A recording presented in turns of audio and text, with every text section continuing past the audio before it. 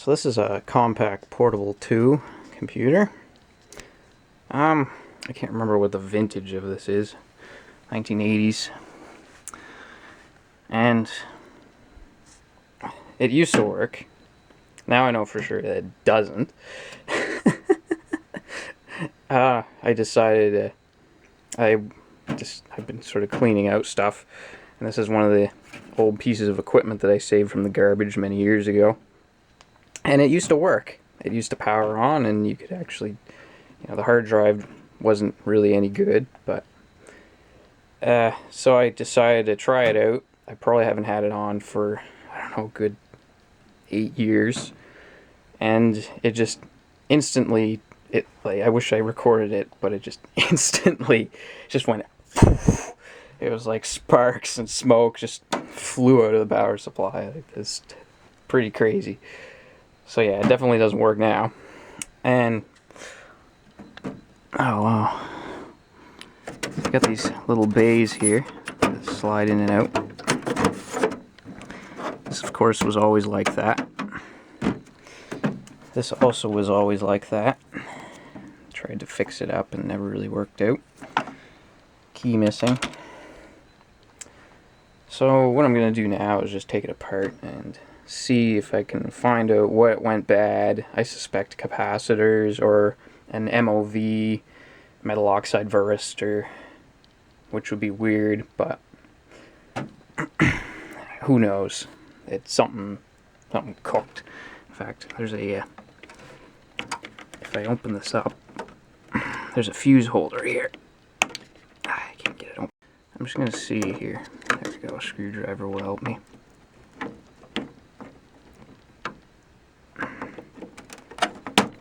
Fuck. Oh.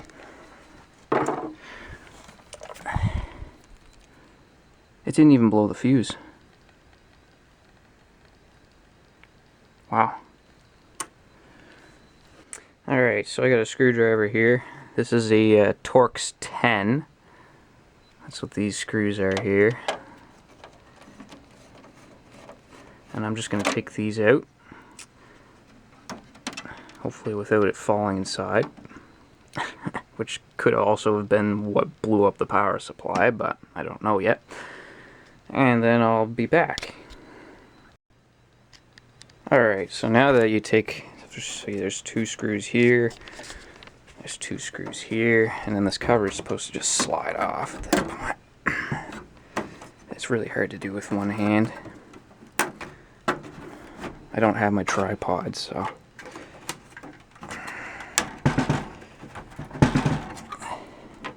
Oh man, I wish you could smell what I smell in here right now. It just reeks. Sort of work its way off. That's one thing with these old computers, they don't really make them easy to get into. Now that we got the cover off, oh look, I had some notes in here. I was obviously already in this at one point, which actually kind of concerns me even. Power supply. So I even marked where the screws are, and I didn't spell power supply wrong. Or monitor tube. And circuit. Nope, didn't spell that right either. Floppy drives. That's easy. Hard drive and card slots. So as you can see, everything's all shielded. And once again, I believe these are actually security bit Torx 10s, but we're going to get into the power supply here and see what sort of chaos unfolded there.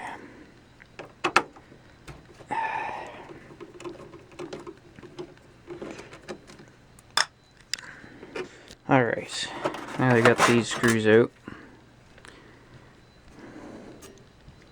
Here's my power supply. I certainly can't see anything, but it stinks. It smells real bad.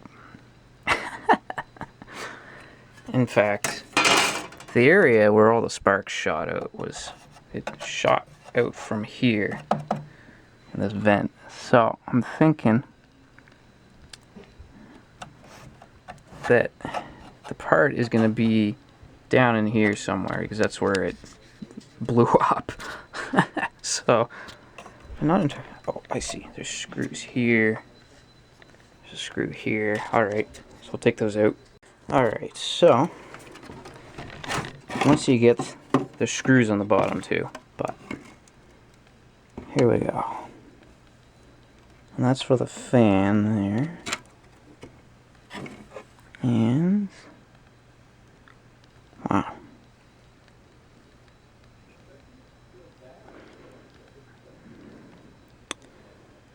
I'd say this is actually pretty high grade components in here. They don't make stuff like this anymore.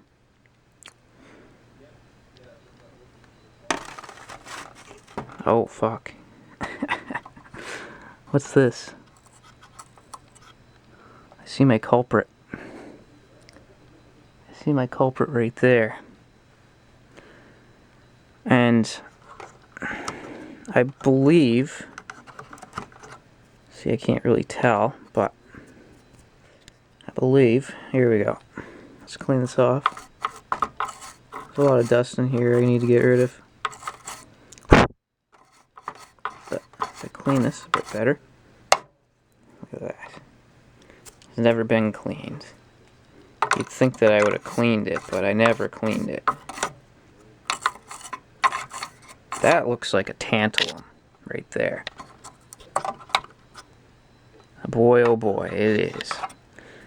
Just goes to show that tantalum capacitors,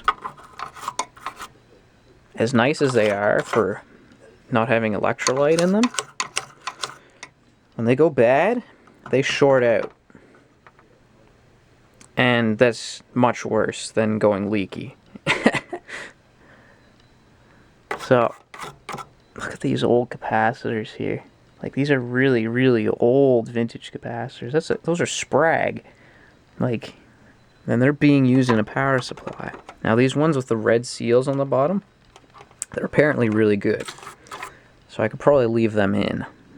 But, yeah, like, everything's just blackened from this. This thing, it was like a fire, like a dragon shooting out of the vent.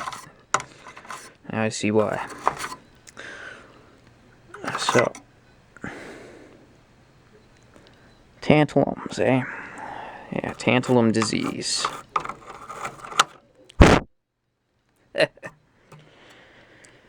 Well, next concern I have is that these are... what are they? 78M05 and 78M12. So those are just standard 3-pin regulators. I don't know what else got cooked when that failed, but I'll take it apart more and see if I can replace that capacitor and check the other parts while I'm at it. So there you go.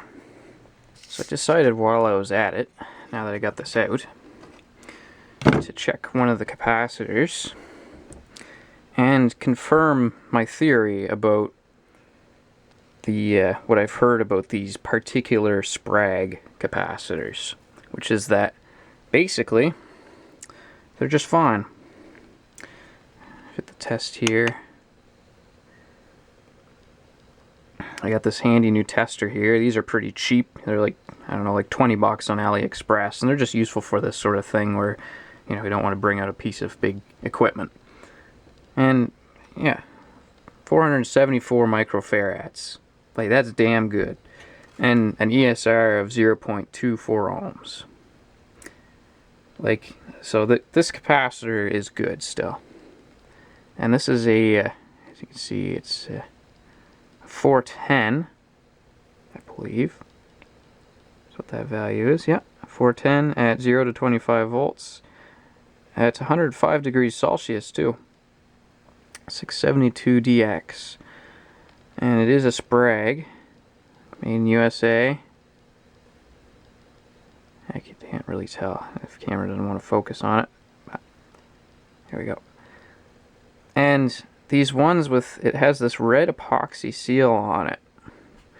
And And I have never seen one of these go bad, as proven here. This machine has been sitting for about 8 years, and none of these appear to be leaking, except what killed it were these tantalums. And I've heard that when they go bad, they short out. And this is exactly what happened with this. Tantalums are actually, they're pretty good capacitors until you have one go bad, because they just blow up when they go bad.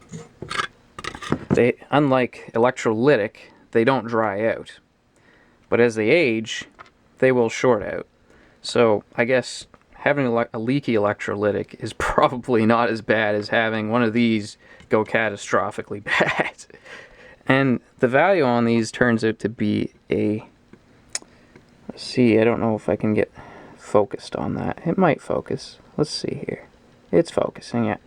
So you see 156 and then 25, and 156 is your value. So the first two numbers are your value, and then the last number is like a multiplier. And in this case, what you have is 15 microfarads at 25 volts is what these are. Now, these aren't particularly crucial filters, so what I'm going to replace them with are these used ones. These are 47 microfarad at 25 volts. Now this is a Panasonic FC series. And let's see, focus. Come on, you. Doesn't want to focus. Anyways, that's 47 microfarads at 25 volts. And those will do the job, and I think I can probably get 4 of them out of here. I'm going to replace this one here. There's 2 in there. And then I'm going to replace this one here, obviously. And then hope that everything is okay. I mean, it did try to run before it failed. I heard the fan spin up, which is why it shot just fire. It just fueled it. And what you got here are these guys here are not transistors, they are 3-pin regulators. And this one here is a, let's see here, a 79M12, which is actually a negative voltage, negative 12 volts. And it's an M12, so it's only a 500 milliamp 3-terminal regulator. And then the other one is, I think, that's a 79M05. So that's a negative 5 volt regulator at 500 milliamps. Alright, so here's the completed power supply. And you can see that it's a lot cleaner now. And I managed to remove the all the scorching, like all the residue that was there, just from using some Q-tip and some rubbing alcohol. Now, over here I have the capacitors, including the one that really burnt up. And I mean, the thing with tantalum is it's pretty toxic, so it's good to remove them so that you don't have that same thing happen again. I did end up replacing a 5th one. It's right here, and this is a 2.2 microfarad at 25 volt, just as a precaution. And that is located here on the board. I put it was a small enough value I could use a film, polypropylene film type capacitor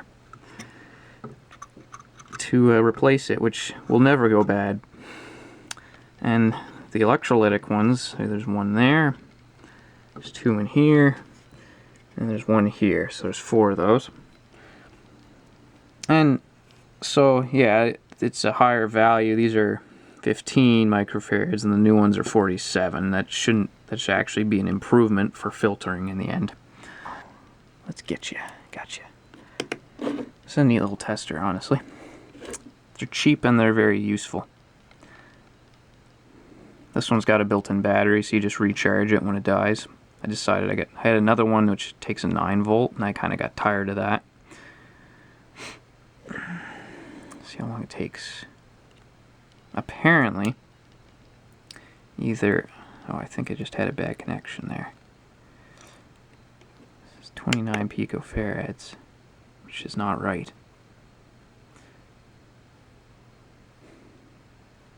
Let's see what happens now.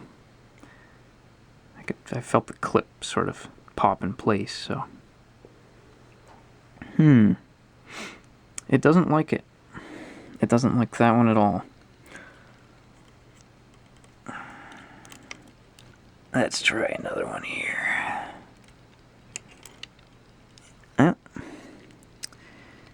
Chasing it. Trying to grab its lead. Certainly didn't like that last one.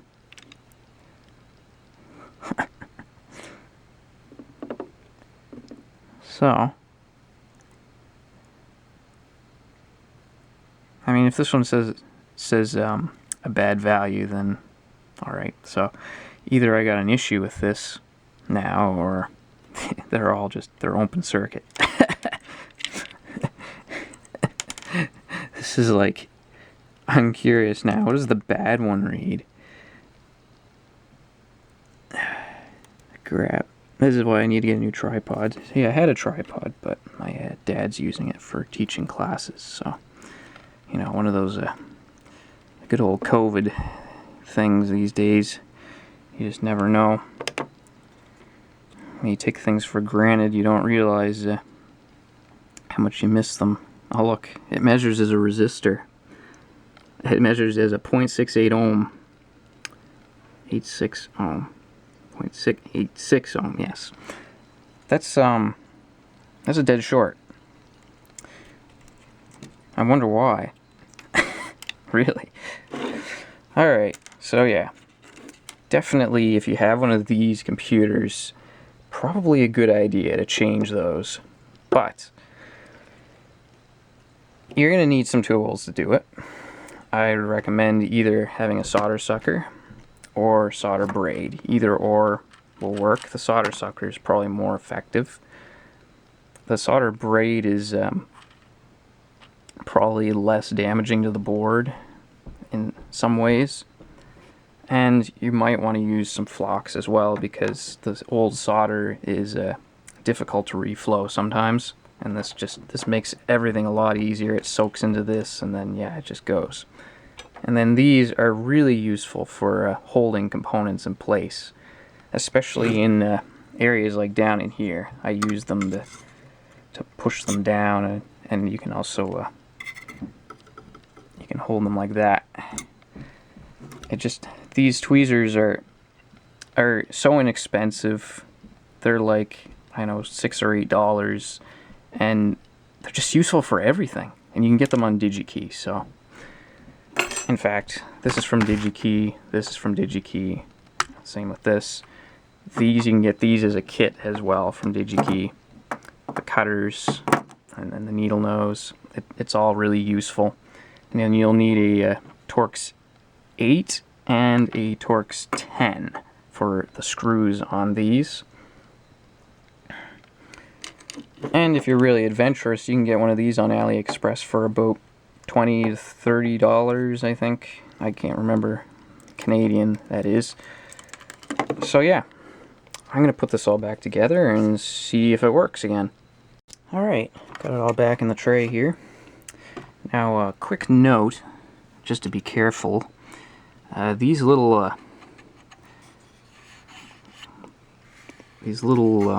standoff, like whatever I call them,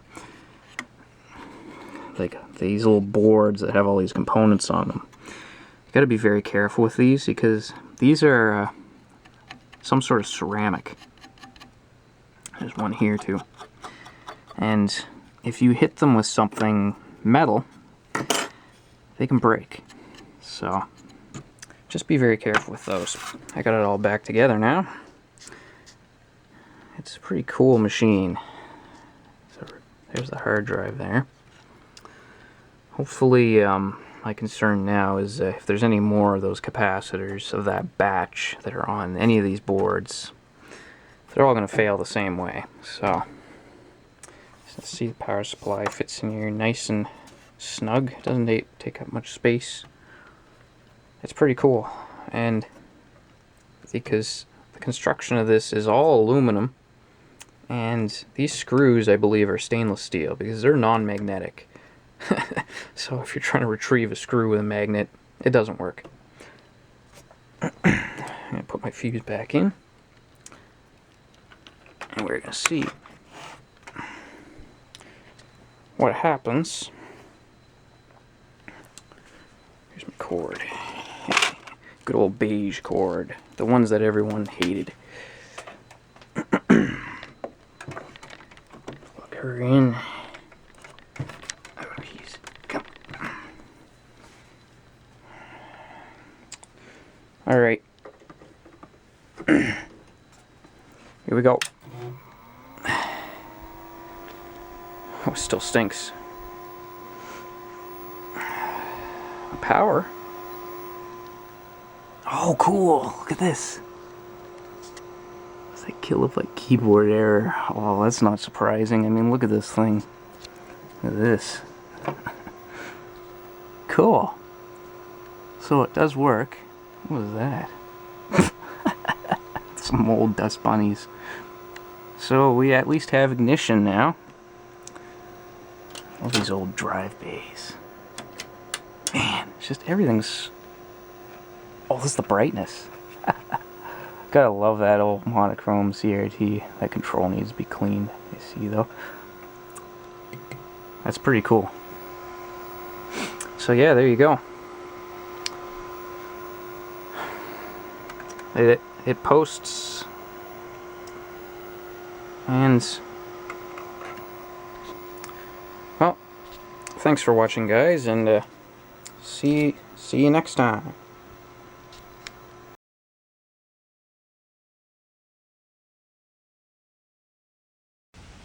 22, 24.